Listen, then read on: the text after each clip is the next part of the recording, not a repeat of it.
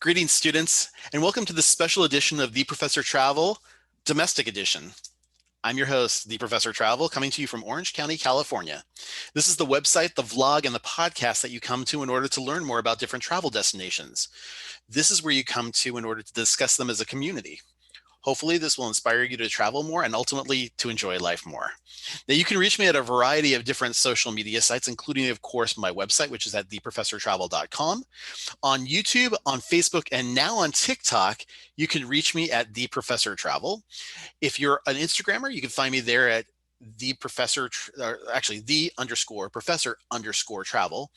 If you're on Twitter, find me there at the professor tr1. And then if you're on Blogspot, or if you are a blogger, you can find me there at theprofessortravel.blogspot.com. Today, I am so very proud to welcome back another visiting professor of mine. We've had a couple of interviews previously. Justin Brant, how are you, sir? Not bad in yourself.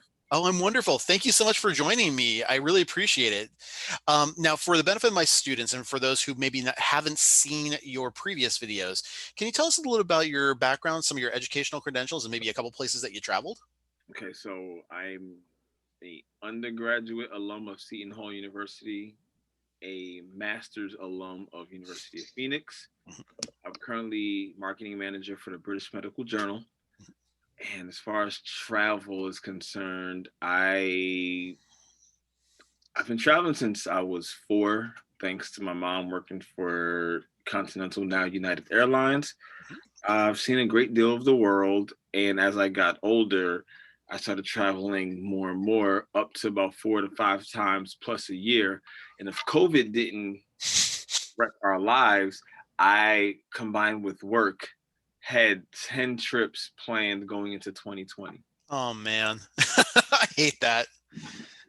That sucked. I mean, I actually had to cancel 2 of my cruises this year, so that hurt me very badly. But hopefully we're gonna. I mean, the one thing I will say right now is from a lot of my students and from a lot of people I know, they are traveling a lot more domestically, which is why I'm doing this perspective on the 50 states. And because you and I work together in Jersey, I think you have a pretty good working knowledge of the New Jersey area, correct? Correct. Awesome. So let's start to talk a little bit about that. Talk to me about the history of New Jersey, because I know very little about it. Okay, so New Jersey is one of the original 13. Mhm. So there is a lot of things that predate the birth of America in New Jersey. You can constantly see a lot of Revolutionary War material up and around the different parts of New Jersey, especially in the northeastern section where I'm from and located. There are colleges that predate the birth of America as well. So the one thing when it comes to New Jersey, there is a lot of there are a lot of items, things in history that start off before America was founded and carry into the founding of America, to the Civil War, into Reconstruction, the Roaring Twenties, Civil Rights era, and into now. And one should always understand that New Jersey is a very, very melted pot of people. It's a cultural icon, is what I like to think of it as. I was really surprised because when I grew up in Southern California, and most of the buildings that I've interacted with here in Orange County have been maybe 50 years old, or at the time they were like maybe 50 years old, nothing too strong in terms of history. And then I go out to Jersey in order to work out there, and I was out there for about I think 4.5, 5 years, and I'm seeing buildings that have been there since the 1800s, 1700s. I used to go to a place down in Jersey City. It was a tavern that had, they have like a map of when George Washington had crossed over from New York into New Jersey in the area, and the same streets were there. I'd never seen anything like that before. So I mean, the history is evident within the area. I know you had a lot of companies that grew up in the Jersey area, like Colgate. I know has their Colgate clock is located right in Jersey City. So I mean, yeah, and of course it's like right across from the Statue of Liberty. It's right across from Ellis Island. It's right across from, Manhattan, in the northern part. And then as you go down the coast, you have a lot of different things that are developed. So here's something that little key known fact that people forget. When you ask who does the Statue of Liberty belong to, who Hmm. do you think people say? New York. New Oh, Jersey. really? New Jersey owns the Statue of Liberty. Where's Liberty State Park located? It is in New Jersey. I know this because I was right across the way from it. I could literally throw a baseball off of my apartment and hit I think it was Ellis Island. Correct. So, a lot of times people get confused because of the fact that New York is such a bigger name. When in fact there was a border dispute between Jersey and New York in the 90s, which resumed and kept up the ownership of the Statue of Liberty in New Jersey. If you go into Jersey City, Mhm. you see a crown as one of their representations of Jersey City. It's because Lady Liberty is in Jersey, Mm. not New York. Excellent. Well, talk to me a little bit about the geography of the area, because I mean, I think in terms of Jersey City, I think in terms of Atlantic City, I think in terms of Newark. Those are the really big ones that I think of. But there's a lot more to the geography than just the major cities, right? Correct. So a lot of times people see New Jersey as something to travel through. If you're going to the city, or you're going to Boston, if you're going to Philadelphia, DC, Baltimore, you have to travel through New Jersey. And a lot of times we get kicked around because we're outside New York City or outside Philadelphia. When in fact, we are a state of significance if you look at it from a detailed standpoint. So yes, we are west of New York, east of Pennsylvania, Mhm. but most of the businesses that run America to this day are located and based out of New Jersey. A lot of people you may see that are famous are born and are from New Jersey, where we share a lot of cultural similarities with New York if you're from the north, or Pennsylvania if you're from the south. But New Jersey has its own culture that sticks out in so many different aspects, such as music, such as rhetoric. For instance, the word Newark, everywhere else outside of New Jersey is pronounced Newark. We're the only place that pronounces it Nork, one syllable, Newark. Yeah. Is a biblical term because we were supposed to be the new Ark, which is a city Hmm. in England called Newark on the Trent. We were supposed to be the new Ark of America. Nice. Excellent. I did not know that. Since we're talking about culture, and I mean, I know we'll get into that in just actually a second, but I wanted to ask, what is the beef with New York when they keep rejecting Jersey? It's like, oh, well, that's just Jersey. Don't worry about it. That's just Jersey. They don't do that with Connecticut. They don't do that with PA. So Okay, why Jersey? Why is Jersey like the quote unquote redheaded stepchild of New York? Why do they get that beef? we get that. First of all, as I've said before, whatever is cool in New York on a Monday night, Jersey's doing it Tuesday morning. Connecticut doesn't go through it because no one lives in Connecticut. Let's be honest. Highest tax area if you, I have friends of mine that are from Connecticut and we're like, oh, okay, we're not afraid of you. What happens with New Jersey is we're always deemed to be a little dirtier, a little messier, a little uncouth. Where that comes from is the fact that we have more space. It does smell because of the oil refinery companies that sit along the coast of New Jersey when coming in from New York. Also, New York makes more money because of Manhattan. But most of the people that work in Manhattan live in Jersey. Yeah, I remember that was the way that. when I was living there with my partner at the time, he was in the fashion industry, and we lived in Jersey City, so he would commute every day through the wonderful transportation system that Jersey and New York share. Correct. What seems to happen also is when a New Yorker makes a little bit of money and wants to raise a family and they want also space, they move across the bridge into Jersey and their kids become Jerseyans. I am a product of that. My grandmother came from Barbados, moved to Brooklyn, Mhm. met my grandfather who's from South Jersey, moved to Newark. My aunt and mother are products of that. Therefore, I'm a product of that. Yet, typical to families that are multicultural or international, you still have family that's still in New York. So that beef is brought up from birth on forward, and we constantly go through that. And most of the time when that type of beef happen, you can trace your culture back to an island or another country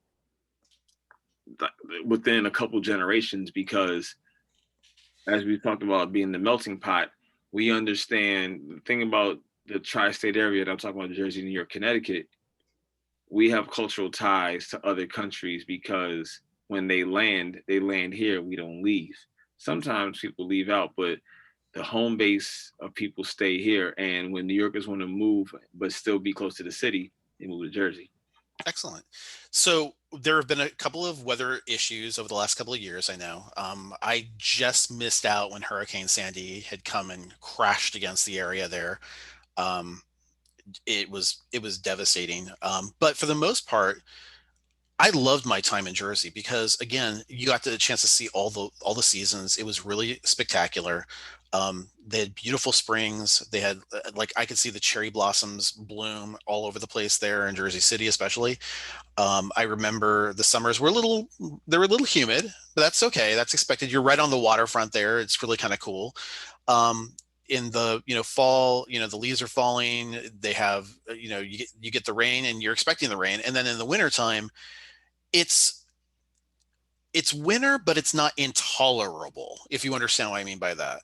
Like I've been to colder places that I would not want to. Like I used to live like right after Jersey. I lived in Maryland. I probably wouldn't want to live in Maryland again. I love the people there, but man, the winters there were a lot worse than they were in Jersey for me, at least.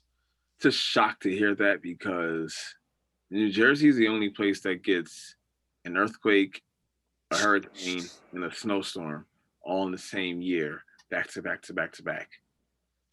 When it comes to our winters, the majority of our bad winters come in January and February. Okay.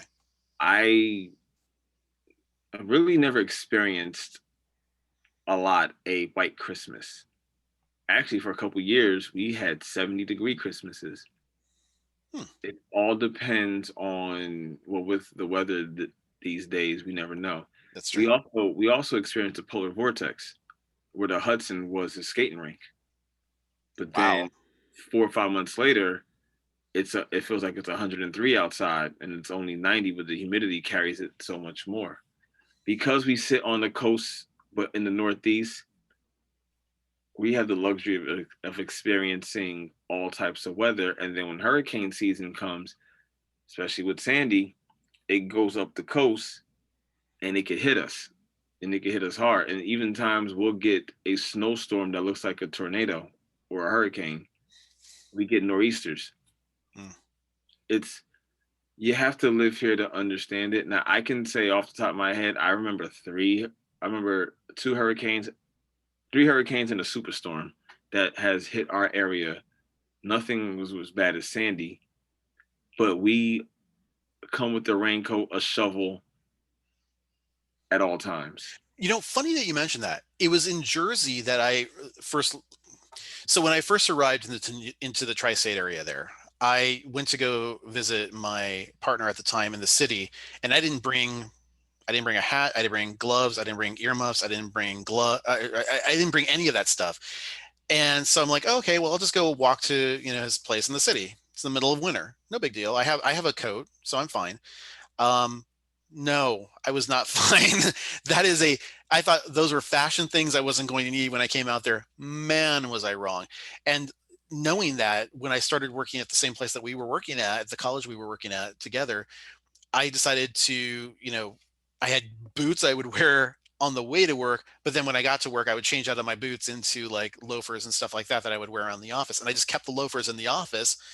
And I guess a lot of people did that too.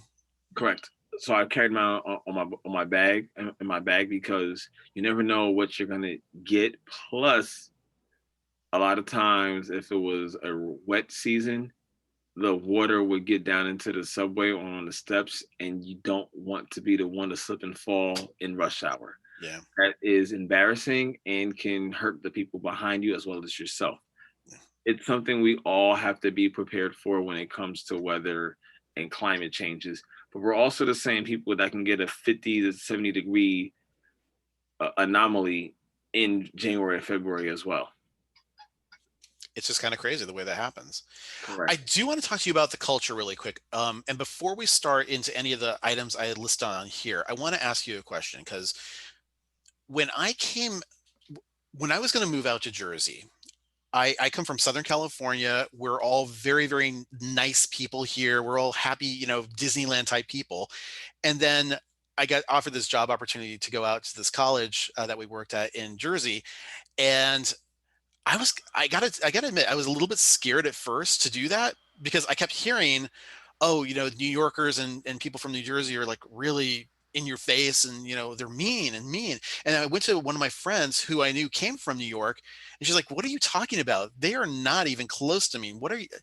They are the nicest people in the world. But here's the caveat: they don't have a lot of time, so they'll give you the shit off their back, but they're like, no, come on, let's do this, come on, let's go, what's up. And so that was the thing I was starting to learn, is a lot of my misconceptions about New Jersey and the New York area were really unfounded. When I came there, some of the nicest people I've ever met who would like take a bullet for me are from Jersey.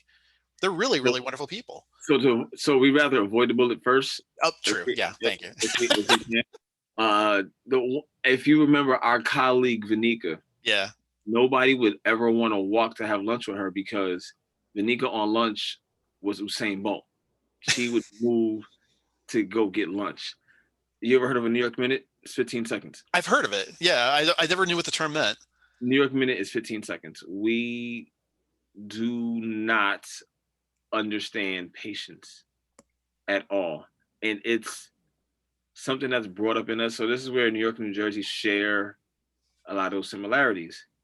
We understand a schedule. We understand I'm up at 5 in the morning and I work from home because I know how to use 24 hours in a day. And let's say I have things to do. I understand to go 5 miles sometimes takes 20 minutes. Mhm. Whereas New York, oh, I'm sorry, California may have a lot of space. That's right. We don't have that space because when the architects built this area, they didn't think so many people would be moving the way that they do. So that's where we get jammed up. Also, we live in a New York minute bubble. There's a lot of things, a lot of times, a lot of people. You could tell who's a transplant and who's from here. We don't have time. We're nice, but we got to go. Yeah. We're cool, but we got to make moves. We're not staying here. We got to go unless you want to get trampled. One thing about Jersey and our main arteries on the highways, we know how to beat traffic. There's a main artery off our Garden State Parkway where people are trying to go east to New York, and there's could sometimes be a jammed up line. Mhm. But from Jersey, we know how to cut the line and wait for the cars to move, and as car one pulls off, we kind of squeeze in. Jersey makes some of the best drivers in the world because we know how to take a flipped bird and be like, all right, and speed along because you're never seeing it again. Yeah. We get our, here's a Jersey New York difference. It's a joke we always have. The average Jerseyan gets their license at 17. Mhm. The average New Yorker gets a license at 25 because they have a Metro card to get them everywhere. That's right. We need cars in Jersey. So the accidents that they do at 25, we did it at 17, 18 already. We're a lot more experienced, and tri-state area schools, colleges go through this a lot, this debate, because there are differences, yet to the outside person, we are mean because we have that look on our face to where we don't feel like dealing with you unless we know you. It's an interesting perspective. And in terms of the general population there, is there like one predominant religion over another? I mean, I know you alluded to the fact that it's a melting pot for the most part. I assume that's with all types of religions as well. Like New So York? I the Abrahamic religions dominate the area: Okay. Christianity, Judaism, Judaism, Muslim. Islam. Yeah. I like to believe all three do have their I think it's all in the 30, it's all in the 30s. I'm the same friend that has a Jewish friend, that same one that has a Muslim friend. Mhm. Same, and I'm Christian. So Newark itself is one of the top 10, actually top 5 most Muslim populated cities in the country. And that has a large effect due to Malcolm X. Malcolm X's influence in the area during the civil rights time. If you look in Newark, heck, our mayor Raz Baraka, Mhm. he's Muslim. It it all it all depends how you grew up, and we are respected. We respect other people's religions. We kind of learn growing up about for me mostly. I learned Islam because of my friends, because of Newark's tradition, great Muslim history. Mhm. I know and respect the Islamic faith because that's how we grew up. You grew up with a friend with a Muslim name. You grew up with a friend who wore a hijab, or the woman that wore a hijab, and you just automatically respected that, Yeah. or even the Kufi. Mhm. You understand, respect it, and then you have those Jewish areas in Jersey where you'll see pockets of Jewish people, or you'll have that one white family that lives in a urban area, and because they're Jewish, you just learn to accept them for who they are, and that's where the accepting part comes in. And then as we move outside of the urban areas, we start to learn other religions. We start to learn the Indian faiths because we have a large Indian community in New Jersey, especially in our Middlesex County area. A lot of those engineers that work at the bigger companies are from just about 10, 15 miles south of Newark in the Edison Woodbridge area. And you start to understand their faith. You start to see their culture around. You see their religious structures and their culture and their food, and you start to understand their life. Their life. It's a melting pot, but it's an accepting melting pot, especially if you grow up with people of different backgrounds. But you'll also see certain religious sects in Jersey that I wouldn't necessarily see in Southern California. Like you might have sects of the Christian faith, like the Mennonites. You might have Amish Yep. groupings that come in from time to time, especially from Correct. the Pennsylvania area. Correct. So when I say you guys have a diverse religious population, it is super diverse. Super diverse, super accepting as well. Excellent. You live in Jersey City. There's a spot called Little India. Mhm. Super accepting, super open, just like New York City has Little Italy, Chinatown. You understand people's backgrounds because racism and prejudice is a taught behavior. When you're not taught that and you're open to other people and their background, and you come from a third world family, Mhm. you start to understand that everybody's in the struggle together. So you learn to accept people for their morals and their character, especially in Christian faith. I'd have a friend, one of my best friends growing up is a Seventh-day Adventist, another was a Jehovah's Witness. Mhm. We knew one couldn't go to our prom, other one kept playing the basketball team, but we were still thick as thieves, and we're still tight to this day because our parents grew up in grew up no or our grandparents grew up with a different accent, or they were looked at different because they were different, and we're taught don't look at anybody different because you don't understand where they come from, and that made us more accepting of each other.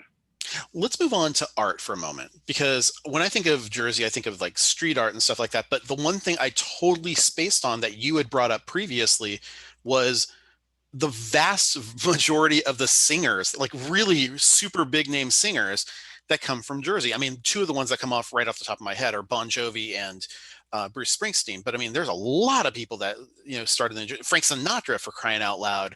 I mean, talk to me about some of the art in the community that is in Jersey. So, being a native of North New Jersey, the first two names I come up with is Whitney Houston and Lauryn Hill. Uh, Frank Sinatra comes up big, but because he's from Hoboken, Hoboken is on the Hudson River. Mhm. He did a lot of his things in New York City because it's just a hop skip. Bruce Springsteen is from the shore, so Asbury Park, anywhere down there, because of the vast entertainment industry that they have going down into Atlantic City, there is vast there's a vast rock uh culture there. Mhm. For me, being very hip hop and R&B based, Whitney Houston, Naughty by Nature, uh Lauryn Hill, the Fugees, Mhm. like Queen Latifah. uh there are so many artists that, or the Jonas Brothers, that come from this area, and because of the mixing of cultures, Mhm. Nick Jonas sings R&B. Nice. His family grew up near Patterson, so that's where back then you had the mixing of the cultures. You start to understand that the music industry, or the people that come up, integrates with each other, and you get those crossover albums. So that's where you can have a Jonas brother sound like he's singing R&B because he's singing R&B because his parents grew up in R&B, or his parents grew up in hip hop, so they have a complete understanding of other cultures. Or you will have a lot of black women that knew soft rock, like my mom, Mhm. because a lot of people she grew up with were listening to the entertainment music of the entertainment capital of the world in New York City. So they would take those trips over, and my mom was into the electronic era in New York City, or they were into softer rock. Blues Travelers, my mom's favorite group, they're from the Princeton area. Hmm. It's all depending on where you grow up, how you grow up, and the cultures clashing and mixing together. And it kind of makes it makes for a different sound, and it always comes back, and they all come back together. That's what makes Jersey so unique and such that culture clash, because we're open and we're accepting, and there's a full understanding. And also, there's a lot of church and religion involved in music that comes from like the Dionne Warwicks of the world, which is she's kind of closely related to Whitney Houston. And She's even, Anne, isn't she? Or his cousin? yeah, right.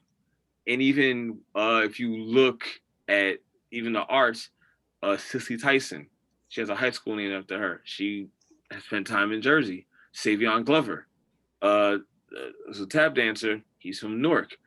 Derek Luke, he's from Newark. Tay Diggs, he's from Newark.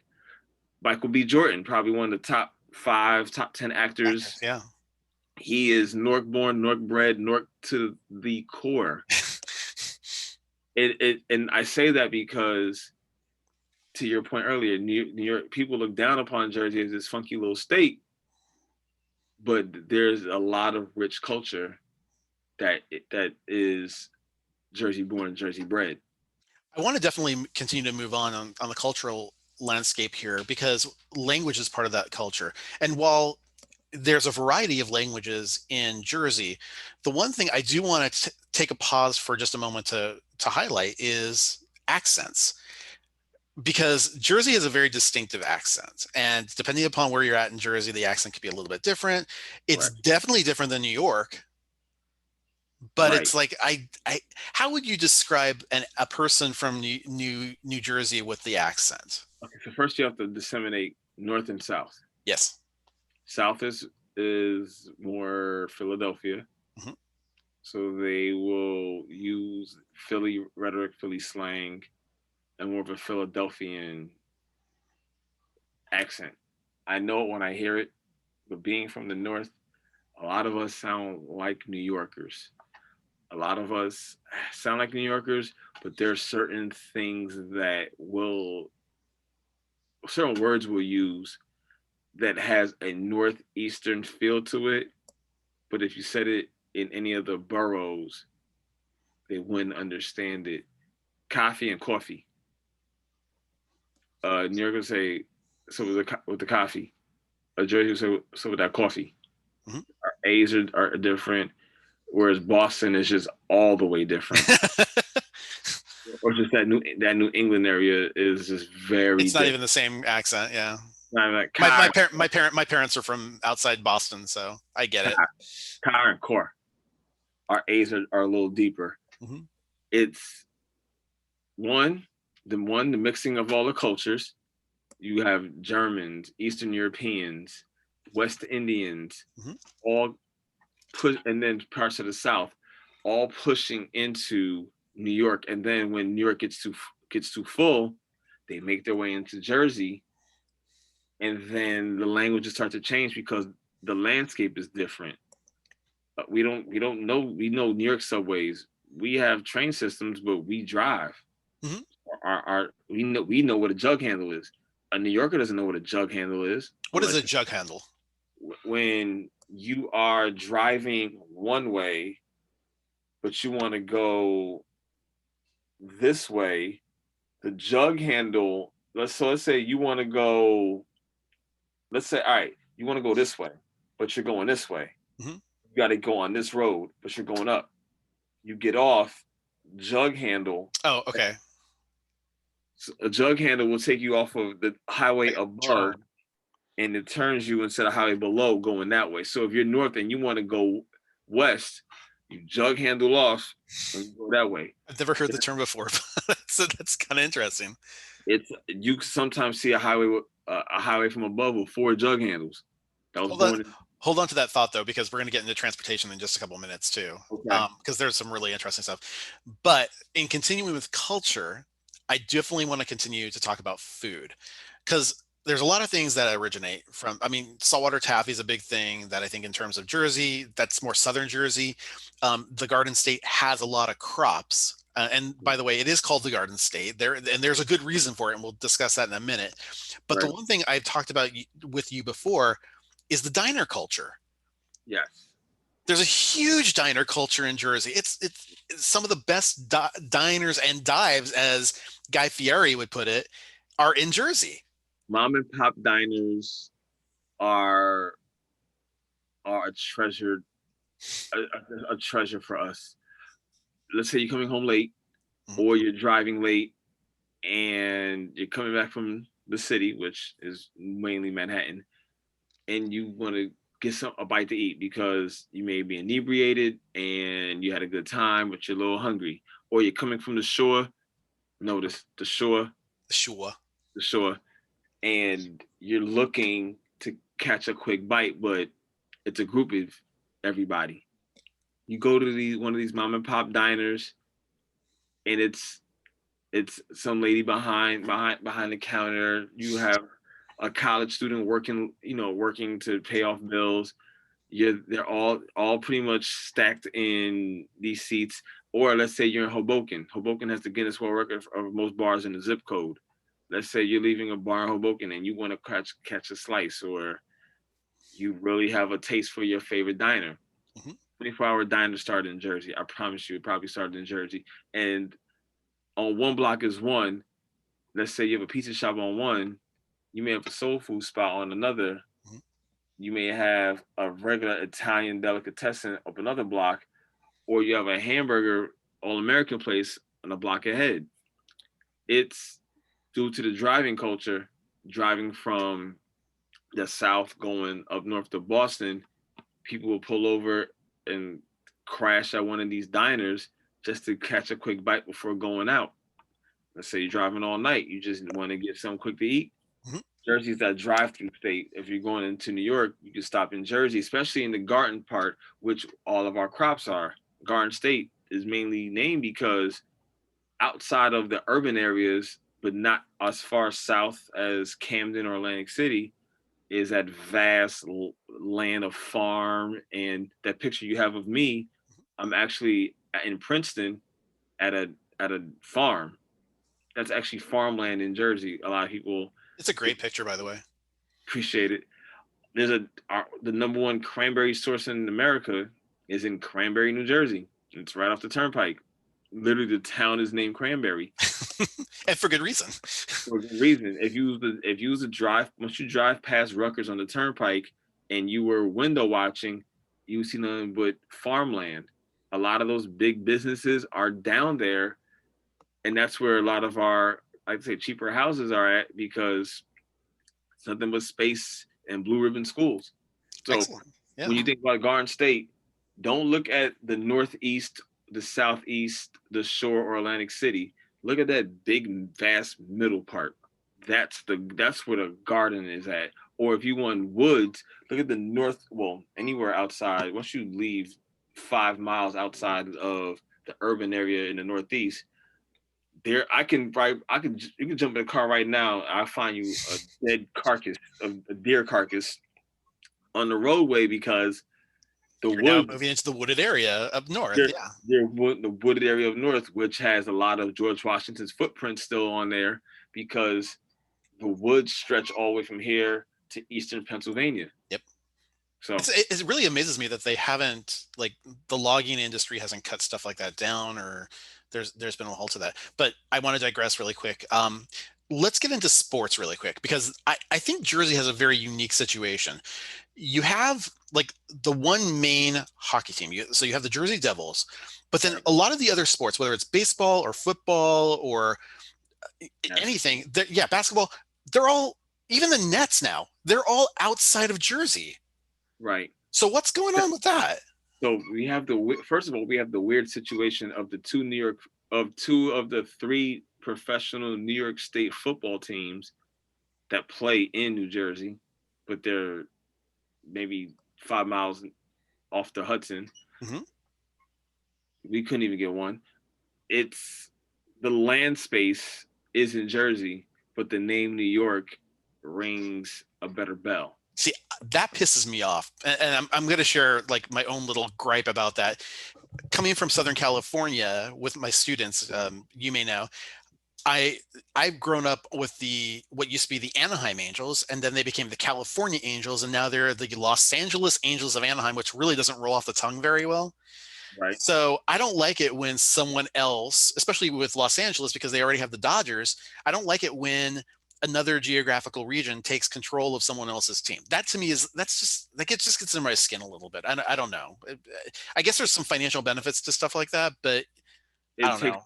It takes away from the culture. You talked about the Dodgers. The Dodgers came from Brooklyn. Brooklyn, exactly. Yeah. My, or the San Francisco Giants. Mhm. They came from New York. Yep. There is a lot of power in a name.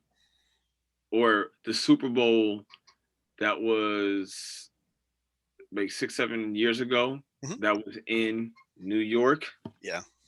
It was played in the Meadowlands, where the Giants and the Jets play Yep. in New Jersey, and we had gifs, GIFs, Mhm. or we had memes written to where the New York Super Bowls, and we used to have an arrow pointed right into where it's played in Jersey. We get stomped upon a lot. Now, when it comes down to the Nets, being a Nets fan, leaving, the good thing that they did is they played in Newark for the last 2 years, where if you talk about basketball and you talk about say New Jersey, them playing in Newark was a happy time. They sucked, but it was a happy time for us because at least we got to go to games at the Prudential Center where the Yeah. Devils play. Yeah, and you can enjoy your Nets, and I have my Lakers. So Right. boom. And then they moved to Brooklyn because the name Brooklyn is going to ring, a little bit more attention because Brooklyn is a little bit. The name itself is world famous.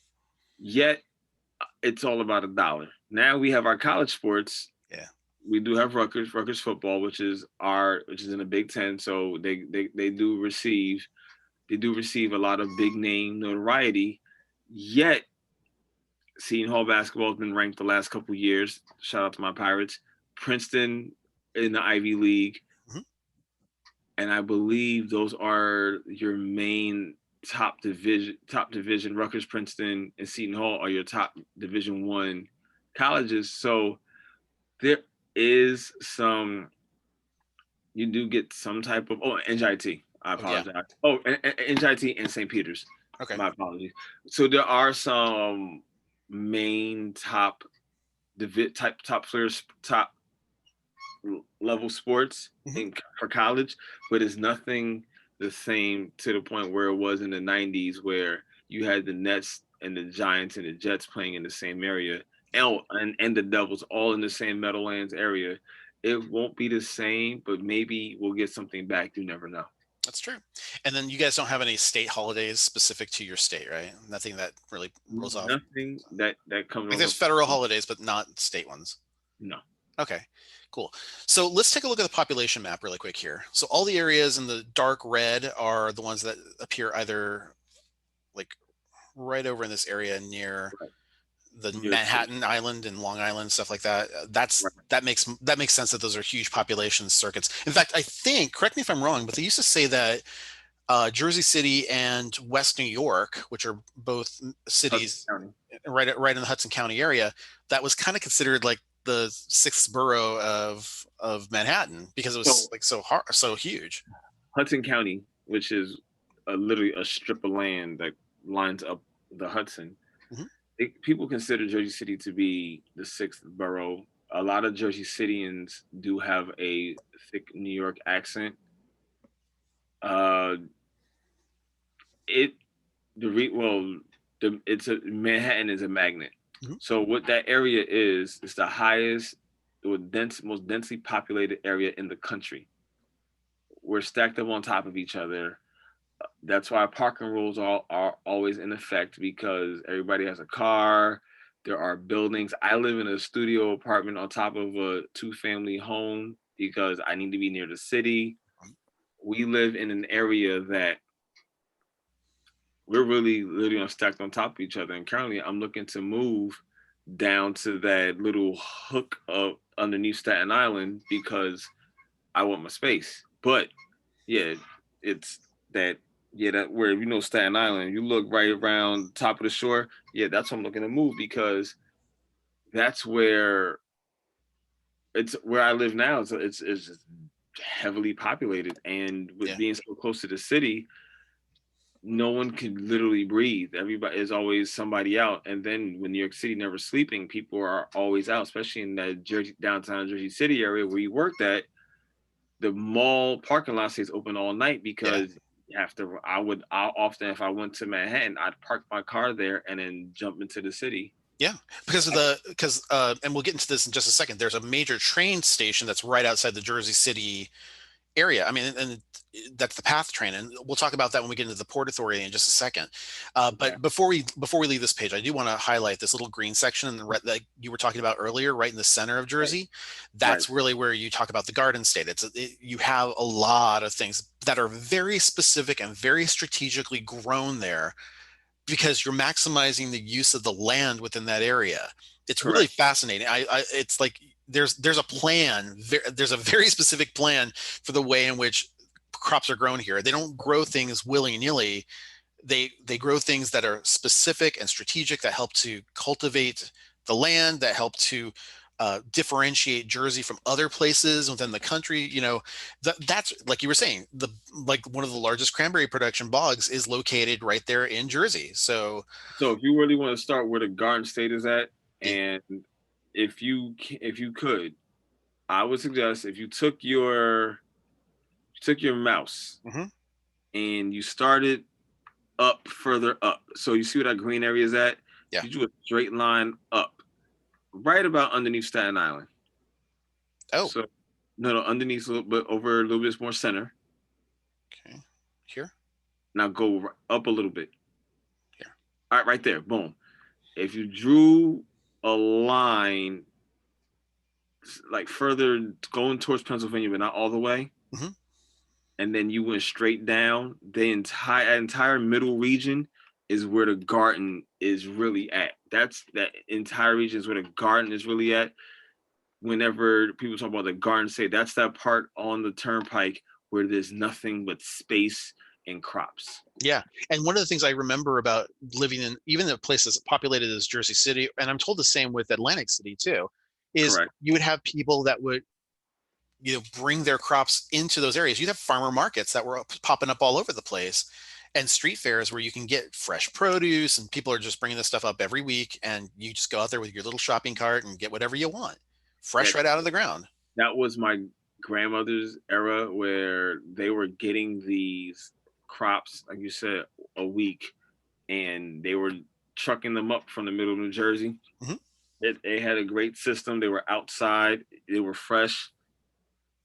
Even I want to say, well, back then there was a lot more products that they were bringing up from Central Jersey, Yeah. or they bring it down to South Jersey in Camden, into Philly, into Atlantic City, even down deep into Wildwood, which is the very, very southern tip of New Jersey. Mhm. They were going all over the place, and even as far north as Sparta, which is the northern tip of New Jersey.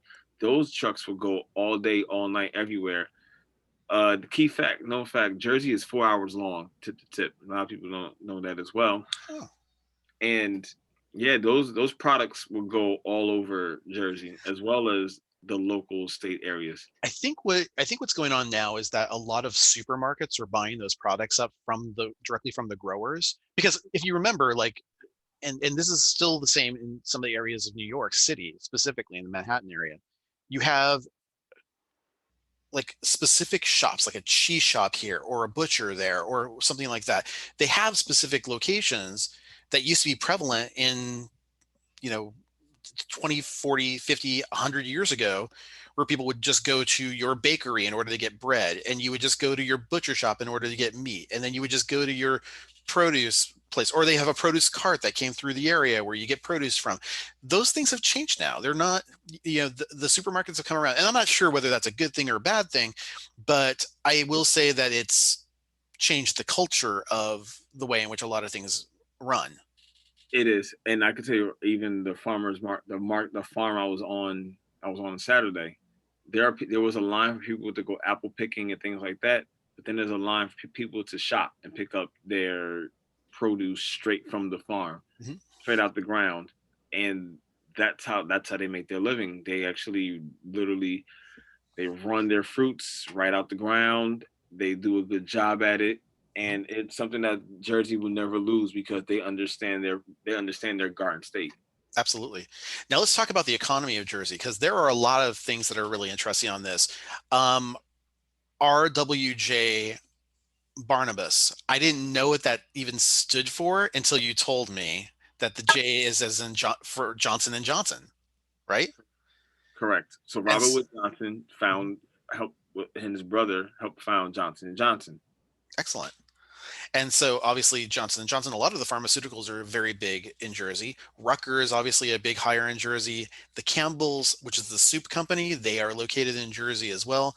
Bed Bath and Beyond's corporate headquarters are there. And of course, your family is associated with United, and Correct. they have a major hub right out of Newark, which is just monstrous. So in terms of the businesses there, they span all over the map. I mean, it's not just like one industry or another. They're very productive. One of the things people often know is a block in Madison, New Jersey called Pharmaceutical Row, Mhm. where there are a line of pharmaceutical companies that line up the highway. We're probably one of the biggest pharmaceutical states.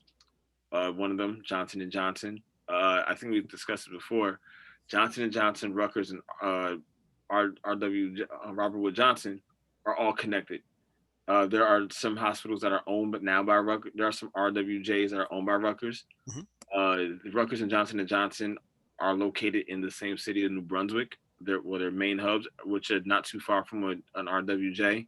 The three of them are interlinked, and they will be interlinked forever because once Johnson and Johnson got big, they started buying hospitals because they were therapeutic to those hospitals, Okay. and being located in New Brunswick, where Rutgers has been since 1666, it was written that they will all three be connected together. And that's why you have some hospitals. For instance, I was born in University Hospital, which is now owned by Rutgers. Used to be the University of Medical Dental in New Jersey. Okay. Rutgers went and purchased it. I can guarantee you a lot of their products come from Johnson and Johnson. I working for the British Medical Journal. Mhm. Those three are often spoken about in office conversations because They're interconnected with each other. interconnected. And I work for an organization that provides therapeutic information in the medical industry, which a pharma company or a hospital or a college would definitely need. Now, when you go into United, my mom has been there. Well, was once Continental, now United. My mom's Mhm. been there since '87, and the hub is about 7 minutes from here. Yeah. My sister's a flight attendant, where they have it used to be just be one terminal. Now Newark, which features three terminals, has locations not just in C but A and B. Also, United's training center is here. One of their airplane hangars are here. United definitely has a lot of ground at Newark Airport, which is overrun by Port Authority. Campbell's is in Camden, which is the South Jersey city that's outside Philadelphia. There's actually a really big water tower that lets you know you're in Camden. It's a Campbell's water tower, and Bed Bath and Beyond is I think a half hour's walk from me in Union, Mhm. which is the next town over from where I live. And I have a couple friends that work in Bed Bath and Beyond. You drive by it and you wouldn't even know it. Yeah. Quick, before we leave this slide, in reference to the pharmaceuticals and specifically Pharmaceutical Row, since you're knowledgeable about stuff like this, um, when you get into things like Mm, other pharmaceutical companies like Bristol Myers Squibb or GlaxoSmithKline or um, Eli Lilly, are they the same? Like, are they size wise as large in the New Jersey area as Johnson and Johnson is? Would you say no, they're not? no, Okay. no. I will say GSK has a presence, but not a big presence. Bristol Myers Squibb is right underneath Johnson and Johnson as far as size, because I know two of their locations are within 5 to 10 minutes of driving from where I'm at right now. Okay. Cool. Does Eli Lilly have any type of a presence there or no? You know, I think they're mostly Illinois. Okay. Got it. Okay, cool. So now let's talk about travel and transportation. This is where it gets interesting because the New York and New Jersey area share the Port Authority. And that, you have everything from the subway systems to the trains to the light rails to the buses to the airports. I mean, everything is run by the Port Authority. It just seems like a massive Business. undertake. Yeah, seriously no joke. So The turnpike I think has, like, or at least the tolls are run it's with separate. yeah, are they separate? Okay. It's separate. Yeah, Okay. that's ran by the government. That's ran by the state. Okay. So but like those are just they're they are like kingdoms unto their own. Like even the water taxis are controlled by the Port Authority. So I mean, there is just so much stuff. And for those who don't know what a water taxi is, it's basically like a little mini Fair. boat that'll take you. Yeah, it's a ferry. It'll take you across the Hudson or any of the areas over to the New York area and stuff like that. And And it's, it's and it's, and it's beating the train as far as capacity and people are concerned. So it's one thing it's I'm it's not looking at cheap though. your picture. That's why. That's why. Yeah. I'm looking at your picture. Mhm. That turnpike picture has to be from the 70s, 80s, or 90s because the turnpike doesn't look like that anymore. There's a bunch of purple Easy Pass signs that go across it now. Uh, that's definitely way back when. So first thing, let's talk about the main arteries of transportation driving wise. There's the turnpike, which is 95, Mhm. that comes out of New York and goes down to Delaware, Yes. ending at the Delaware Memorial Bridge. There's offshoots of roads that go into Philadelphia, but the major highway in New Jersey, 95, is the New Jersey Turnpike, which has I want to say maybe 30 exits. and we often know each other based upon what exit you live off of. Now, if it's not a turnpike exit, it's the parkway exit. Now, the parkway goes from upstate New York down to Wildwood, which kind of drives towards the center and then it drifts off to the shore because the Jersey Shore was New Jersey's one of Jersey's main attractions.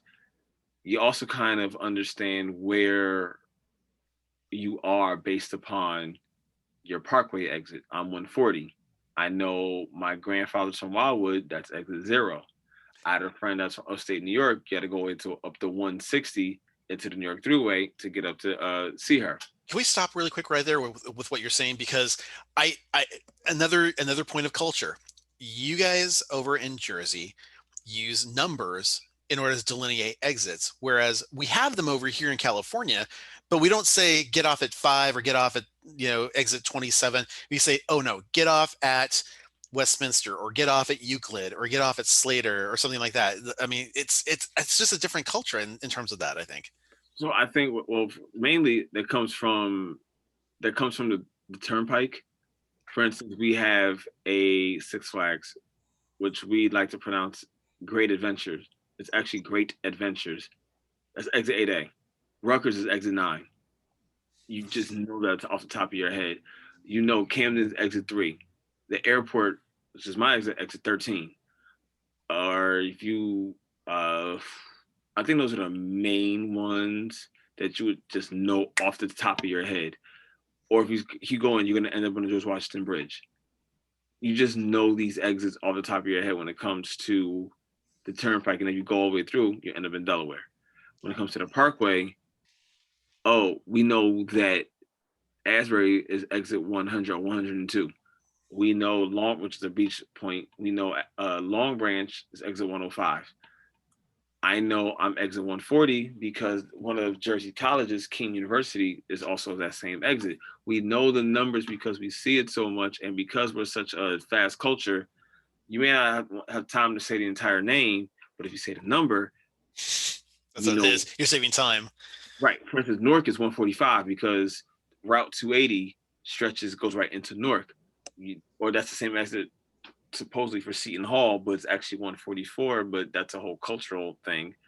You understand where you're at based upon the exit. You know 153P is Patterson.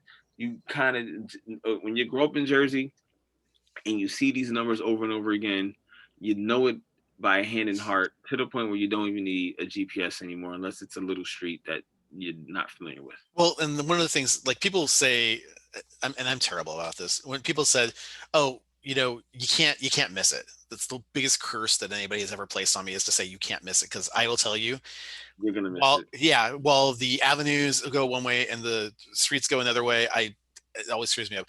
Let me ask you really quick, in terms of ways to get backwards and forwards to Manhattan specifically, just because that's such a huge population. Right. Um, we use the PATH train that takes us under the Hudson. So we're actually going under the river, but also the Holland Tunnel and the Lincoln Tunnel. Don't those both also go under the river too? Correct. So some architect found a soft bed of rock in the 30s, and I believe it was a project after World War II or maybe during World War II. One of them is a WPA project, but what it is underneath the Hudson is a very soft rock to dig through. First thing they did, I believe, was maybe the Holland Tunnel. I know the Holland was the first tunnel, then came the Lincoln, and of course then the Path. But those were the main arteries, and then we have George Washington that goes over, that goes into Upper Manhattan. Yeah. But yeah, we go underneath the ground. You can often hear your ears pop if you see the tiles. You know when you crossed over the border, and then you pop up either Midtown or downtown. The PATH train has been running since forever. If you I don't grow think up, George Washington crossed on the PATH train though. So no, it wasn't crossing the PATH train, but I'm pretty sure a descendant of his probably did because I remember the PATH train. It's older. It's first cars. It's second generation cars, and now it's third generation cars. Every one of us has a Metro card or a Port Authority tap in order to use the PATH train. I don't suppose you have the like handy, do you? I actually do. So the That way you can SmartLink, the Smart Link. SmartLink Yep. tap that that is just for the PATH. Uh, And then the Metro card is for everything when you're in the New York area. Never Yep. leave home without it.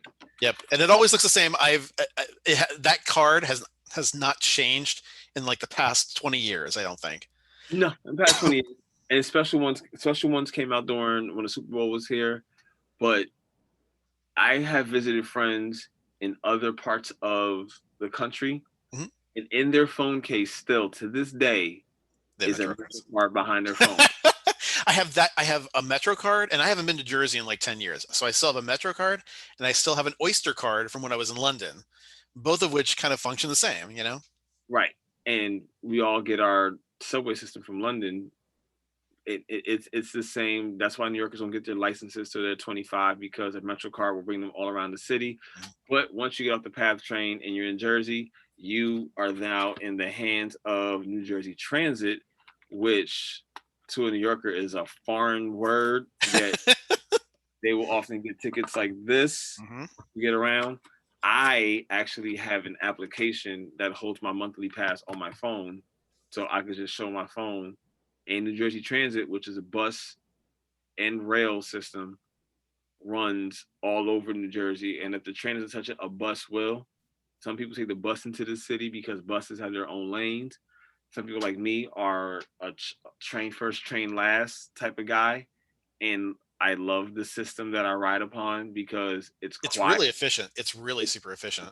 It's quiet, and it rides into most arteries. Ride into from Jersey Transit, ride into the middle of Manhattan sometimes, and then you have what you're used to, the light rail, Hmm. which is kind of a railed bus system, but it's unrelegated because I don't know how many times I've written the light rail and not paid a dime. Oh, don't say that. But And I will say this. So I came to Jersey City with a car that I almost never drove because I had a light rail pass and I was able to use the light rail going back and forth all the time. It from my apartment to the campus where we worked took me probably at the latest 9 minutes to get to. and And that was it probably take 90 minutes if you drove. it's just stupid. I mean, like you don't drive when you live in a place like Jersey City or in Manhattan. You just don't. There's no point to it. You can walk everywhere, or you can take the subways or the light rails. There's so much wonderful transportation options available to you, and you don't need a car. And parking costs an arm and a leg. That too, yeah, absolutely. So And you don't. we could talk about it forever. There's so much stuff to talk about. So okay, the government, Jersey, for the most part, I think over the last several years, it's been a pretty much blue government, both on the federal level as well as the state. Although occasionally you'll have like a governor who is a Republican, so you have a conservative base there too. Correct? Correct. So Christie, who was Republican, Yes. pretty much was running a blue state. But prior to him, it was a Democrat, and now I think it's also a Democrat. Correct? Yep. So before him was Corzine. Yes. So the last four governors, only one was a Republican. Okay, so it was just Christie then. Correct. Christie was our first Republican governor, and he was. I'll give him this. He was open to talking to the other side. That's why he's accepted for some reasons, but he's still not as welcomed. But he tries. He tries, especially during Sandy. He reached out to Obama. There's a famous picture of him with Obama asking for aid because of what happened to Asbury Park and right you know to restore the shore. yeah the whole shoreline. Um, Right. but yeah, I mean, like obviously Cory Booker was before he was a senator, he was the mayor of Newark. Um, who's your other senator that's from there? Do you Oh, know? Menendez. Menendez. Yeah. Okay. Who's from Hoboken? Who's from Hoboken? Yeah.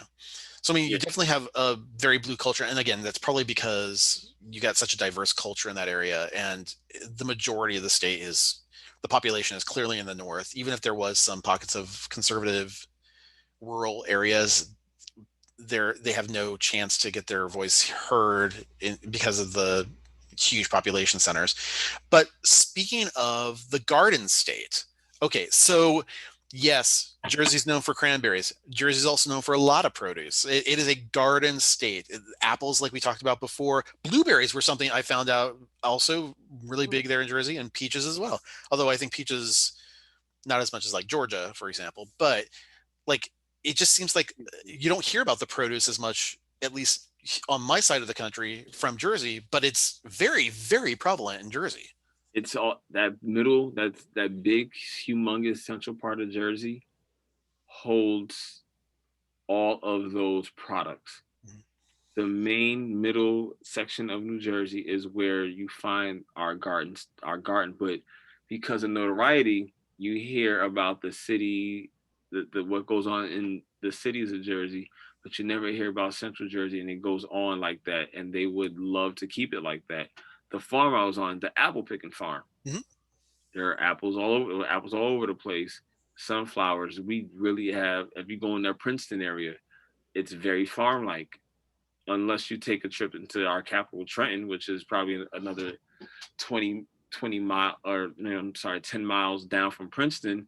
That's that's the city area. But you come outside of Trenton, you'll find Princeton, and you'll find it's a very rural town area where farms are all around the campus, except for inside Princeton. Speaking of Princeton, so when we talk about education, you have some of the oldest colleges in the nation. I mean, Rutgers has been there forever. Princeton's been there forever.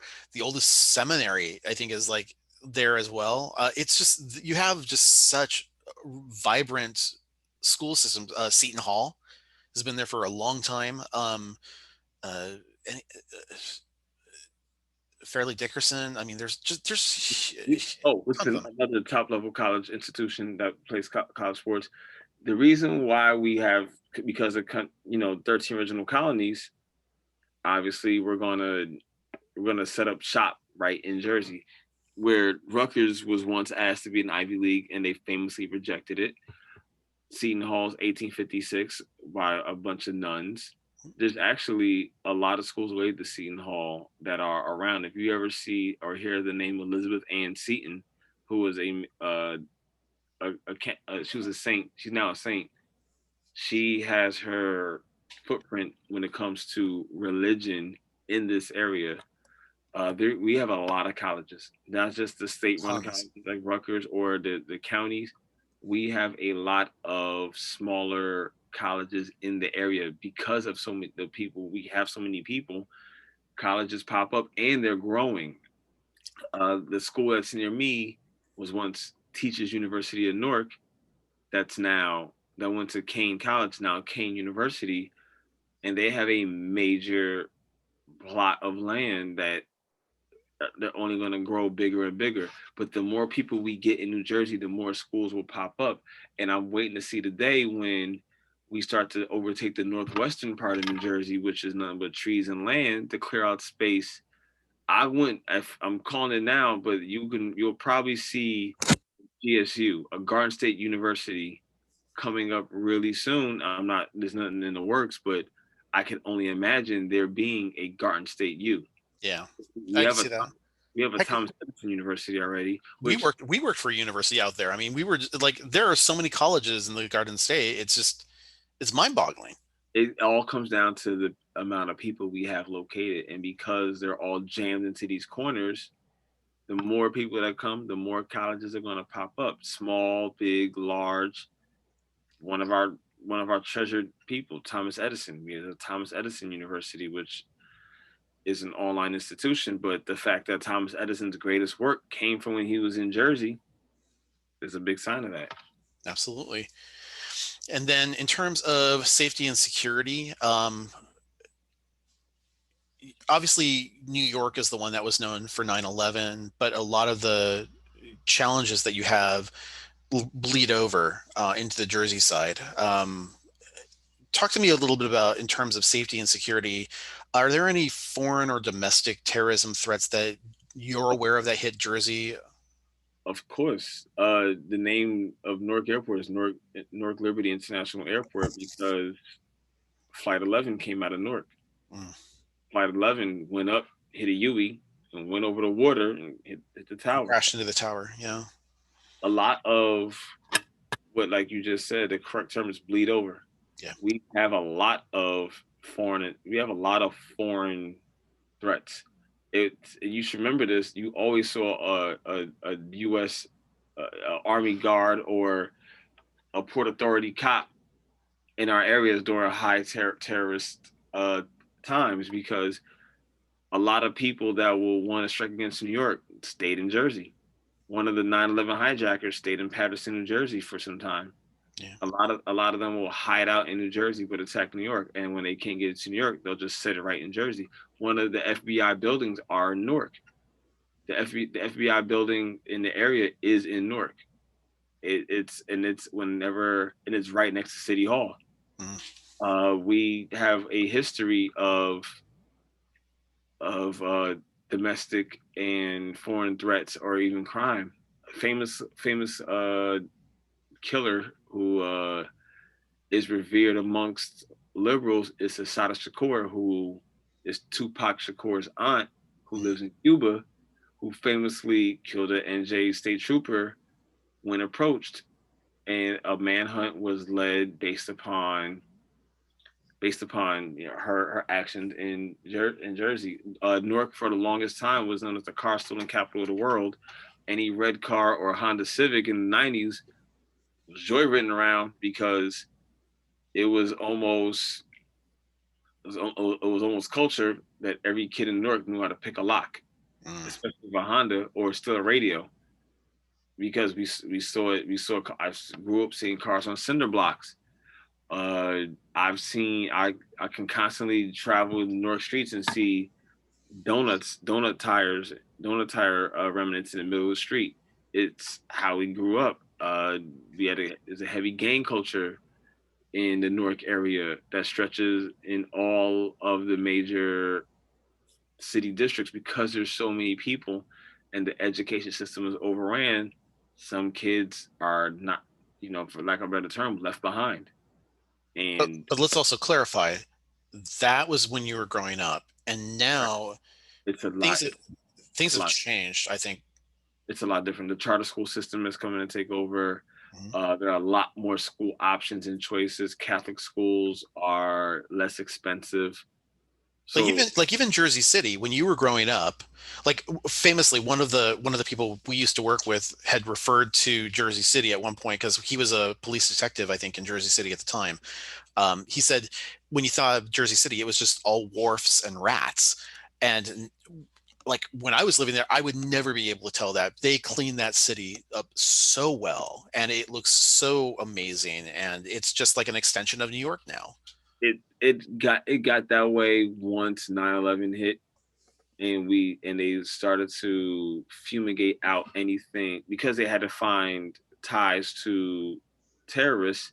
They fumigated the city to make it better to live in. And then the businesses started coming back. Google started building, and which, you start building the businesses in New York. Jersey is going to eat off of what happens in Manhattan. Mhm. And then you stretch out. So it starts in Jersey City. It goes to Newark. It goes to Paterson. It goes down to the central parts of Jersey where people want their space, which will take the train, which improve the school system. We have a lot of blue ribbon school districts in the state because a lot of people will make their money in the city but live in the middle of New Jersey where they can get more space for their money. So the taxes that are paid for are now shows up in the school system, which is thanks to school options, thanks to people spreading out throughout the state and not jamming up in one corner. You now have these blue ribbon districts from which I grew up in. My generation understands Jersey and moves themselves out, and now we're eating the children now are eating off the troubles that I had to go through, which I, as being those shoulders that they stand upon, I'm happy to see. Excellent. I can tell you though, in terms of safety, when I was living in Jersey, I had a major health scare when I was there that actually had me out of work for about a month. And I went to a Jersey hospital to have it taken care of, and it was a nurse magnet hospital. It was fantastic. It was probably one of the best I'd ever been in. So, I mean, there's a lot of really great things coming out of Jersey, and there's, to my students out there that are listening, I think you really can feel very safe in terms of Jersey. There's a lot of things to think about in terms of that. But let me close this by asking you one question, Justin. If a person's going to be visiting Jersey, just in a quick 1 minute, like little elevator speech, why do I want to visit Jersey? Like, break it down for me. If you want to come to New York City, but you don't want to spend all a New York City buck, you come to Jersey where you get the same culture, you get the same people for less money, and it's a lot more home felt because of the fact that it's not just the city life. We also have the suburban life. Excellent. Thank you so much. I really appreciate you, by the way, coming back and talking with me about this. It's great. I know you're an authority on Jersey, so I really appreciate it. So thank you so much for that. No problem. Now, for my students that are out there, if you have any questions or comments, certainly feel free to leave them with me at scott@theprofessortravel.com. If you're on YouTube right now, click that bell icon right above us in order to be notified about when new videos come out. If you haven't already done so, subscribe. It doesn't cost you anything extra. I promise it'll be worth it for you. And then on top of that, if you like this video and you want to see additional content, give us a like. We really appreciate that. If you're on the podcast, on the other hand, please definitely give us a rating. We really appreciate that. And until our next time, my name is Scott. I'm the Professor Travel. Thanks so much. Make it a great day.